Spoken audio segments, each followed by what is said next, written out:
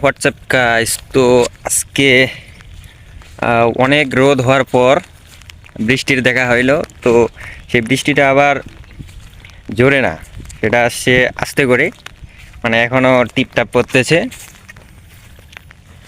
তো চারপাশ দেখেন বর্তমান কি অবস্থা, এই যে আশপাশের অবস্থা। এখনও কিন্তু ধান লাগার উপযোগী হয়নি।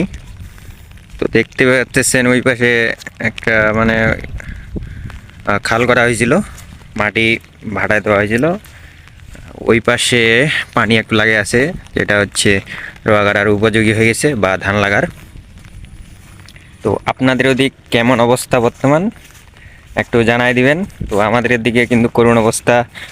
সেই 10-12 দিন থেকে কোনো বৃষ্টি নেই, যে রোদ।